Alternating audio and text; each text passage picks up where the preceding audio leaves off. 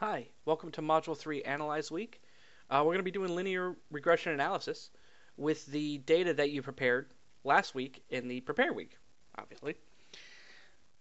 So what I'm going to do is we're going to go over some stuff you guys should have done in the pre-lab OLS analysis, and then we're going to actually do some linear regression analysis and work through that OLS table. So what is linear regression analysis? Basically, it's a way to evaluate relationships between two or more independent, or also known as explanatory variables, to a dependent variable. Explanatory variables basically are trying to help explain why that dependent variable happens, and possibly at times where it occurs, depending on what you're trying to do. In this case, our independent and explanatory variables are all these attributes that you created and edited last week, and our dependent variable is the meth density that you guys created last week as well in Prepare.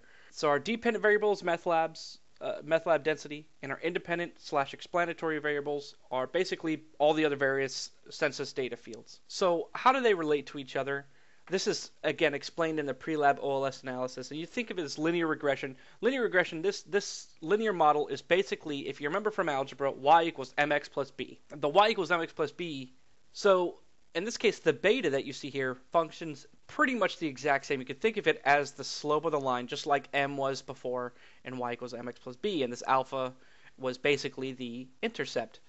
And y is our dependent variable. So this is meth labs, and x would be our independent or explanatory variables. So when you have multiples of them, you get this beautiful little equation here.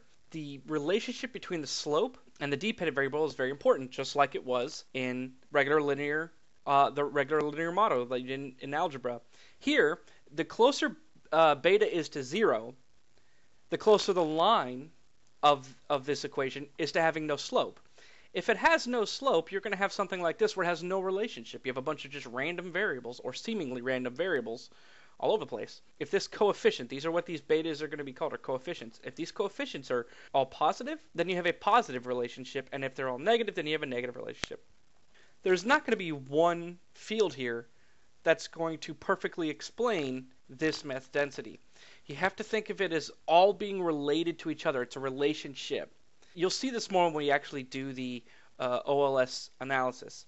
If you see this POP 2000 and POP 2010 population per square mile, off the top of your head, you should know that those are related in some way. Whatever the case may be, as you can see here, minus 4%, it dropped. So there's a relationship here. So if you mess with one, you're going to mess with the other. So if I remove one, it's going to affect the other, either positive, negatively, we don't know. And that's what we're going to do. We're going to try and find fields here that would help explain this meth density. And we're going to do that by doing the ordinary least squares, or OLS, analysis.